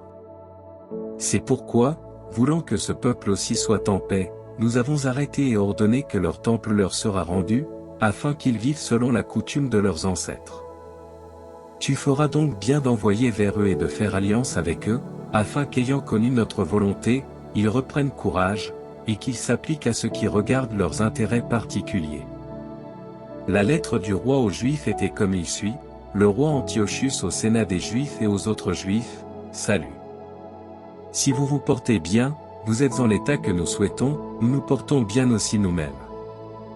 Ménélaü est venu à nous, disant que vous désirez descendre chez ceux des vôtres qui sont auprès de nous. À ceux donc qui partiront jusqu'au 30e jour du mois de Xantique, nous donnons un sauf-conduit pour leur sécurité. Afin que les Juifs usent de leur mets et de leur loi comme auparavant, sans qu'aucun d'eux subisse la moindre peine pour les choses qui ont été faites par ignorance. D'ailleurs, nous avons aussi envoyé Ménélaü, afin qu'il en confère avec vous. Portez-vous bien. En l'année 148, le 15e jour du mois de Xantique. Les Romains envoyèrent aussi une lettre conçue en ces termes: Quintum Aemius et Titum Manilius, légats des Romains, ou peuple des Juifs, salut. Ce que Lysia, parent du roi, vous a accordé, nous vous l'accordons aussi nous-mêmes. Quant à ce qu'il a cru devoir être rapporté au roi, envoyez au plus tôt quelqu'un, après en avoir soigneusement délibéré entre vous, afin que nous en décidions selon qu'il vous convient, car nous allons partir pour Antioche. C'est pourquoi hâtez-vous de nous réécrire, afin que nous sachions, nous aussi, quelle est votre intention. Portez-vous bien. En l'année 148, le 15e jour du mois de Xantique.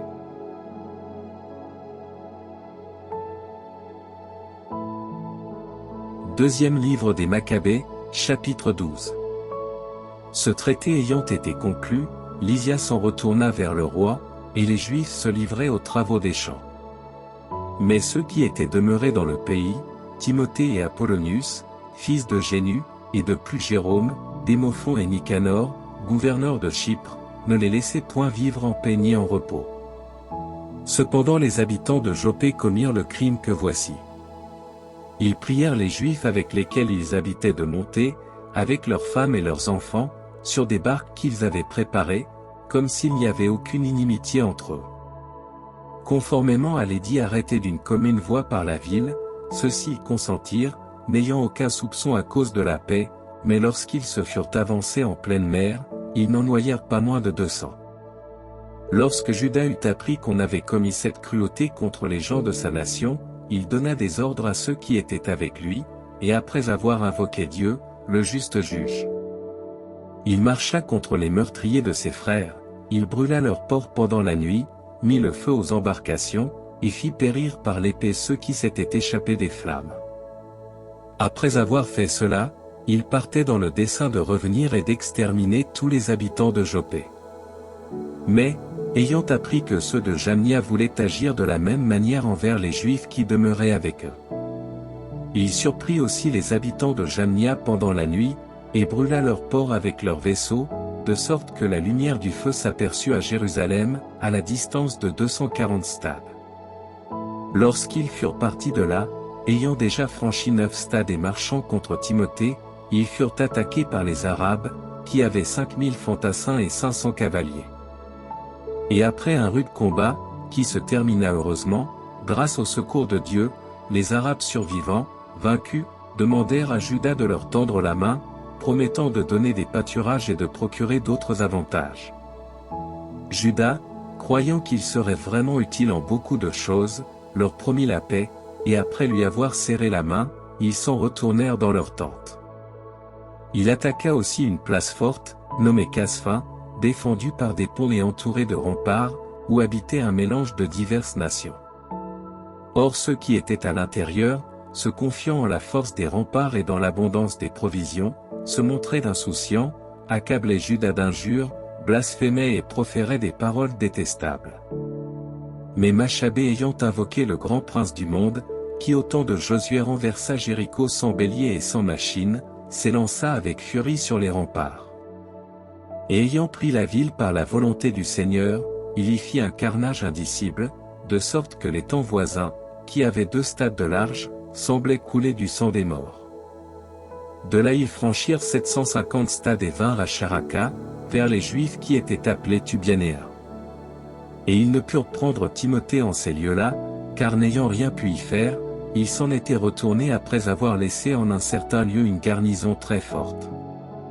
Mais Dosithée et Sosipaté, qui commandaient avec Machabée, tuèrent 10 000 des hommes que Timothée avait laissés dans cette place. Cependant Machabée, ayant mis en ordre autour de lui 6 000 hommes et les ayant disposés par cohorte, marcha contre Timothée, qui avait avec lui 120 000 fantassins et 2 500 cavaliers. Lorsque Timothée eut appris l'arrivée de Juda, il envoya les femmes, les enfants et le reste du bagage dans une place nommée Carnion, car elle était imprenable, et d'accès difficile, à cause des défilés de la région. Mais dès que la première cohorte de Juda eut paru, les ennemis furent frappés de terreur, par la présence de Dieu, qui voit tout, et ils furent mis en fuite les uns par les autres, de sorte qu'ils étaient plutôt renversés par les leurs et qu'ils périssaient par les coups de leurs propres épées. Juda les poursuivit avec vigueur, punissant ces profanes, et il tua 30 000 des leurs. Quant à Timothée, il tomba entre les mains de Dosithée et de Sosipater, et il les conjura avec de grandes instances de le relâcher vivant, parce qu'il avait en son pouvoir les parents et les frères de beaucoup de Juifs, dont l'espérance serait trompée par sa mort. Et après qu'il se fut engagé à les leur rendre, suivant l'accord fait entre eux, ils le laissèrent aller sans lui faire aucun mal, en vue de sauver leur frère. Juda retourna ensuite à Carnion, où il tua 25 000 hommes. Après leur fuite et leur carnage, il fit marcher son armée vers Éphron, ville forte, où habitait une grande multitude de divers peuples, et de vaillants jeunes gens, debout devant les remparts, les défendaient vigoureusement, et il y avait à l'intérieur de nombreuses machines et une provision de dards. Mais après avoir invoqué le Tout-Puissant, qui brise par sa puissance les forces des ennemis, les Juifs prirent la ville, et tuèrent 25 000 hommes de ceux qui étaient dedans. De là ils allèrent à la ville des Scythes, qui était éloignée de 600 stades de Jérusalem. Mais comme les Juifs qui étaient chez les Scythopolitains attestaient que ceux-ci les traitaient avec bienveillance, et qu'ils avaient usé de modération à leur égard au temps même de leur malheur, Juda et les siens les remercièrent, et après les avoir exhortés à continuer d'être bienveillants à l'avenir envers leur race, ils vinrent à Jérusalem lorsque la fête des semaines était proche. Après la Pentecôte ils marchèrent contre Gorgia, gouverneur de l'Idumée. Celui-ci sortit avec 3000 fantassins et 400 cavaliers. Et lorsqu'ils en furent venus aux mains, il arriva qu'un petit nombre de Juifs tombèrent. Un certain Dosithée, cavalier de Bassénor, homme vaillant, se saisit de Gorgia, et comme il voulait le prendre vif, un des cavaliers de Thrace se précipita sur lui et lui coupa l'épaule, et ainsi Gorgia s'enfuit à Marésa. Mais ceux qui étaient avec Esdrin combattant depuis longtemps et se trouvant fatigués, Juda conjura le Seigneur de se faire leur protecteur et leur chef dans le combat. Il commença dans la langue de ses pères et entonna des hymnes comme cris de guerre, et il mit en fuite les soldats de Gorgia. Juda, ayant alors rassemblé son armée, vint dans la ville d'Odolam, et lorsque le 7e jour fut arrivé, ils se purifièrent selon la coutume et célébrèrent le sabbat dans ce même lieu. Le jour suivant, Juda vint avec les siens pour emporter les corps de ceux qui étaient tombés, et pour les ensevelir avec leurs parents dans les sépulcres de leurs pères. Or ils trouvèrent sous les tuniques de ceux qui avaient été tués des choses consacrées aux idoles qui étaient à Jamnia, et que la loi interdit aux Juifs. Il parut donc évident à tous que c'est pour ce motif qu'ils étaient tombés. Aussi bénirent-ils tout le juste jugement du Seigneur, qui avait rendu manifeste ces choses secrètes. Et, se mettant en prière, ils demandèrent que la faute qui avait été commise fût livrée à l'oubli. Mais le très vaillant Juda exhortait le peuple à se conserver sans péché, en voyant devant leurs yeux ce qui était arrivé à cause des péchés de ceux qui avaient été tués. Et, après avoir fait une collecte, il envoya 12 000 drachmes d'argent à Jérusalem, afin qu'un sacrifice fût offert pour les péchés des morts, ayant de bonnes et de religieuses pensées touchant la résurrection. Car s'il n'avait pas espéré que ceux qui avaient été tués ressusciteraient, il eût regardé comme une chose vaine et superflue de prier pour les morts. Et il considérait qu'une grande miséricorde était réservée à ceux qui étaient morts avec piété. C'est donc une sainte et salutaire pensée de prier pour les morts, afin qu'ils soient délivrés de leurs péchés.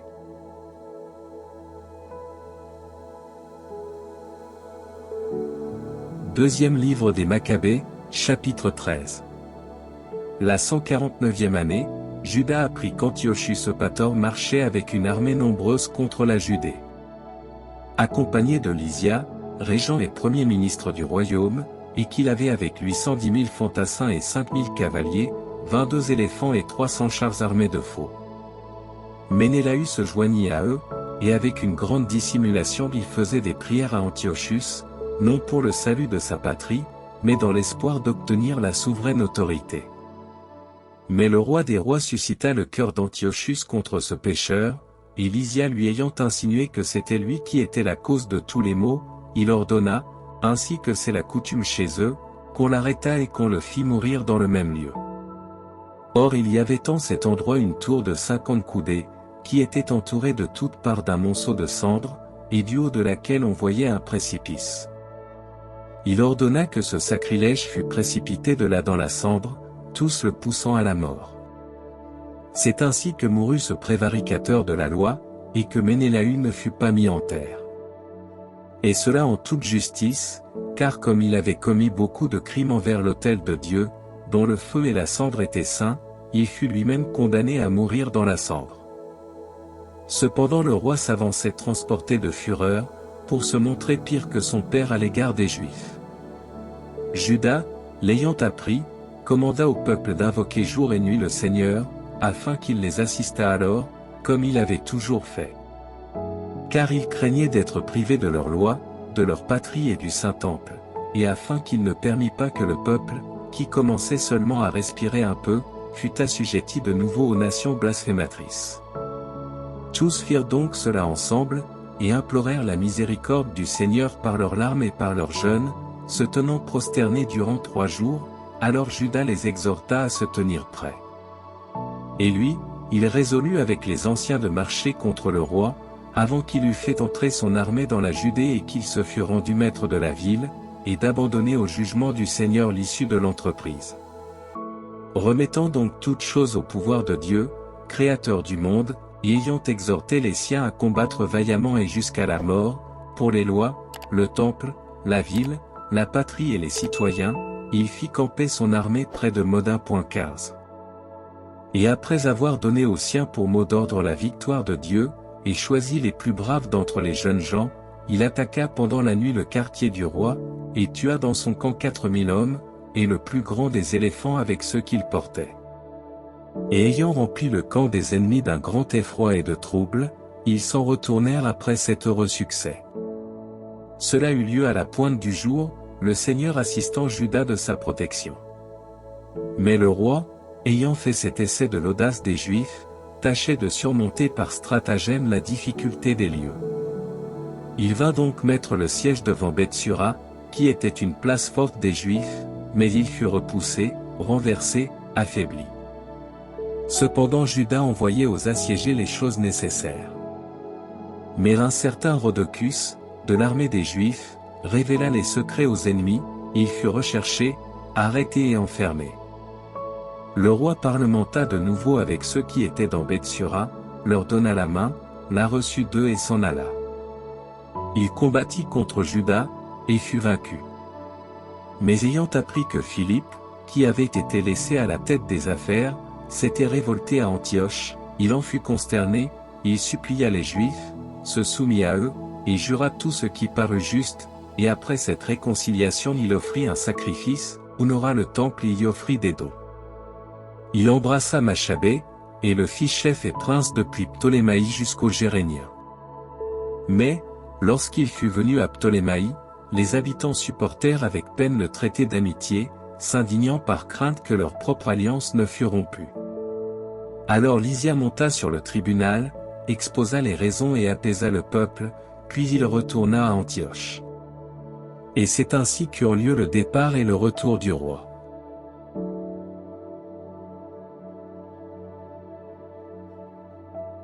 Deuxième livre des Maccabées, chapitre 14. Mais, 3 ans après, Juda et ceux qui étaient avec lui apprirent que Démétriu, fils de Séleucu, s'était avancé avec une puissante armée et des vaisseaux, par le port de Tripoli, vers des positions avantageuses. Et qu'il s'était rendu maître du pays, contre Antiochus et son chef Lysia. Or un certain Alcime, qui avait été grand prêtre, et qui s'était volontairement souillé au temps du mélange des Juifs avec les païens, considérant qu'il n'y avait plus de salut pour lui, ni d'accès à l'autel, vint trouver le roi Démétriu, en la 150e année, et lui offrit une couronne et une palme d'or, avec des rameaux qui semblaient appartenir au temple, et ce jour-là il garda le silence. Mais ayant trouvé une occasion favorable à sa folie, appelé au conseil par Démétrius, et interrogé sur quel fondement et sur quel conseil les Juifs s'appuyaient. Il répondit, ceux des Juifs qu'on nomme Assidéens, dont Judas Machabée est le chef, entretiennent la guerre, excitent les séditions et ne souffrent pas que le royaume soit en paix. Car moi-même, dépouillé de la gloire de mes pères, je veux dire du souverain sacerdoce, je suis venu ici. Premièrement, pour garder fidélité aux intérêts du roi, en second lieu, pour procurer aussi l'avantage de mes concitoyens, car, par la perversité de ces hommes, notre nation n'est pas peu tourmentée. Je t'en prie donc, ô roi, après avoir pris connaissance de toutes ces choses, viens au secours du pays et de la nation, selon ta bonté connue de tous. Car, tant que Juda vivra, il est impossible que la paix soit dans les affaires. Après qu'il eut ainsi parlé, tous les autres amis du roi, qui étaient hostiles à Juda, excitèrent Démétrius. Celui-ci envoya aussitôt en Judée, comme général, Nicanor, qui commandait les éléphants. Lui ordonnant de s'emparer de Juda lui-même, de disperser ceux qui étaient avec lui, et d'établir Alcime souverain prêtre du très grand temple. Alors les païens qui s'étaient enfuis de la Judée, loin de Juda, se joignirent par troupes à Nicanor, regardant les misères et les défaites des Juifs comme la prospérité de leurs propres affaires. Les Juifs, ayant donc appris l'arrivée de Nicanor et l'union des nations, se couvrirent de terre et prièrent celui qui s'était choisi un peuple, et qui protège son héritage par des miracles manifestes, de le conserver éternellement. Sur l'ordre de leur chef, ils partirent aussitôt de là, et se réunirent près du village de Dessau. Simon, frère de Judas, avait engagé le combat avec Nicanor, mais il avait été effrayé par l'arrivée soudaine des ennemis. Cependant Nicanor, apprenant la valeur des compagnons de Judas et la grandeur du courage qu'ils avaient dans les combats pour leur patrie, craignait d'amener une décision par le sang. C'est pourquoi il envoya Posidonius, Théodosius et Matthias, pour tendre la main et pour la recevoir. La délibération sur ce point ayant duré longtemps, et le chef ayant exposé lui-même la chose à l'armée, tous furent d'avis d'accepter l'accord. C'est pourquoi ils fixèrent un jour pour en conférer entre eux en secret, et des sièges furent apportés et placés pour chacun. Cependant Judas ordonna que des hommes armés se tinssent dans des lieux avantageux, de peur que les ennemis n'entreprissent soudain quelque chose d'hostile, puis ils eurent une conférence pacifique. Nicanor demeura ensuite à Jérusalem, et il n'y fit rien de mal, et il congédia les foules qui s'étaient rassemblées par troupeaux. Il aimait toujours Judas d'un amour sincère, et il était sympathique à sa personne. Il l'engagea à se marier et à engendrer des enfants. Judas célébra ses noces, et jouit du repos, et ils vivaient en commun. Mais Alcime, voyant leur affection réciproque et leur accord, vint auprès de Démétrius, et lui dit que Nicanor favorisait les intérêts des ennemis et qu'il lui avait destiné pour successeur Judas, l'adversaire du royaume. Alors le roi, exaspéré et irrité par les calomnies détestables de cet homme, écrivit à Nicanor, lui disant qu'il trouvait mauvais ce traité d'amitié, et qu'il lui ordonnait d'envoyer au plus tôt à Antioche Machabée enchaîné. Ayant reçu cette nouvelle, Nicanor en fut consterné, et il éprouvait une grande peine de violer l'accord qu'ils avaient fait, car Judas ne l'avait offensé en rien.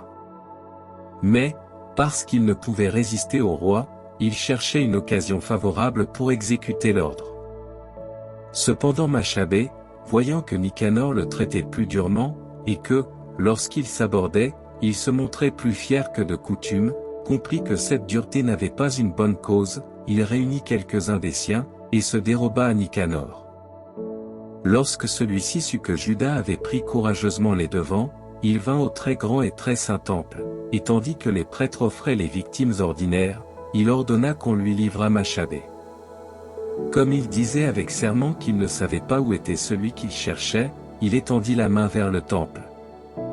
Et jura, en disant, « Si vous ne me livrez pas Judas enchaîné, je raserai jusqu'au sol ce temple de Dieu, et je renverserai l'autel, et je consacrerai ce temple au dieu Bacchus. » Après avoir parlé ainsi, il s'en alla.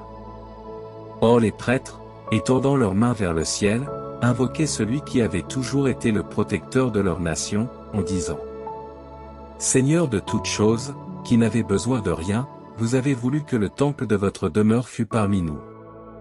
Et maintenant, au sein des saints, Seigneur de toutes choses, conservez à jamais sans tache cette maison qui a été naguère purifiée. On accusa alors auprès de Nicanor un des anciens de Jérusalem, Razia, homme qui aimait la cité, qui était en grande réputation, et que, à cause de sa bienveillance, on appelait le père des Juifs. Durant le long temps de la séparation d'avec les païens, il s'était maintenu fermement dans le judaïsme, prêt à livrer son corps et sa vie pour y persévérer. Or Nicanor, voulant manifester la haine qu'il avait contre les Juifs, envoya 500 soldats pour le prendre. Car il croyait que, s'il séduisait cet homme, il porterait aux Juifs un grand coup. Mais, tandis que ses troupes s'efforçaient d'envahir sa maison, d'en briser la porte et d'y mettre le feu, comme il était sur le point d'être saisi, il se frappa de son épée. Aimant mieux mourir noblement que d'être assujetti aux pécheurs, et de souffrir des outrages indignes de sa naissance. Mais comme, dans sa précipitation, il ne s'était pas donné un coup assuré, et comme les troupes s'élançaient par les portes, il courut hardiment vers la muraille, et se précipita lui-même courageusement sur les soldats. Ceux-ci s'étant promptement écartés pour n'être pas accablés de sa chute, il tomba la tête la première. Et comme il respirait encore, enflammé de courage, il se releva, et quoique son sang coulât à grands flots et qu'il fût couvert de blessures très graves, il traversa la foule en courant. Et se tenant sur une pierre escarpée, ayant déjà perdu tout son sang, il saisit ses entrailles et les jeta de ses deux mains sur les troupes, invoquant le dominateur de la vie et de l'âme, afin qu'il les lui rendît un jour, et c'est ainsi qu'il perdit la vie.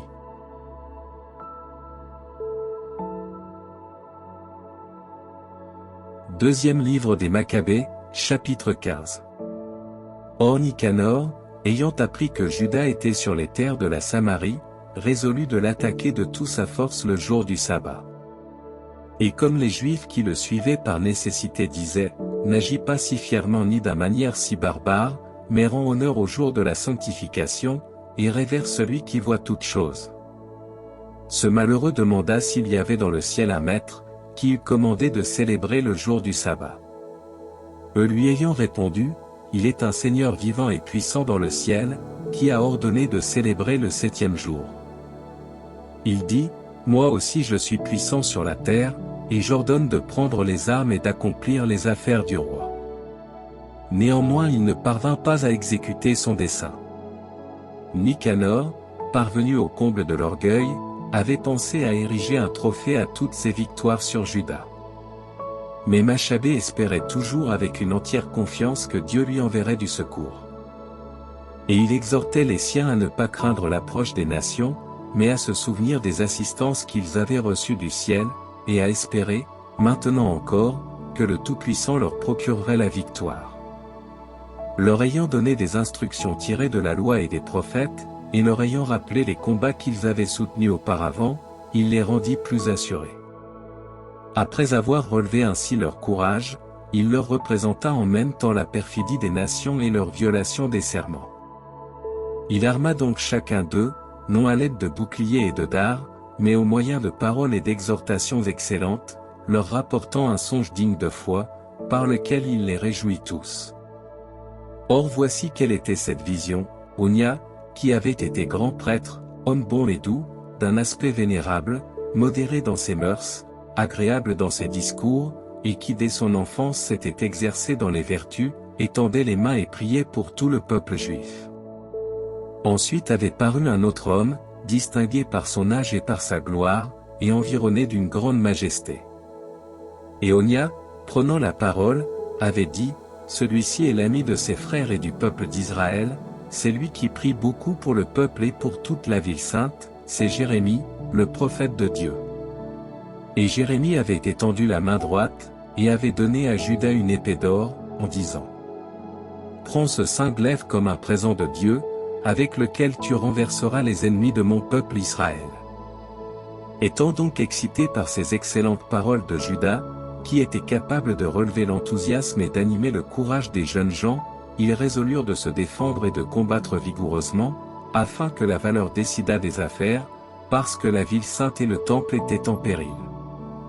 Car ils se mettaient moins en peine pour leurs femmes et leurs enfants, pour leurs frères et leurs parents, mais leur plus grande et leur première crainte était pour la sainteté du temple. Et ceux qui étaient dans la ville n'éprouvaient pas une moindre sollicitude au sujet de ceux qui devaient combattre.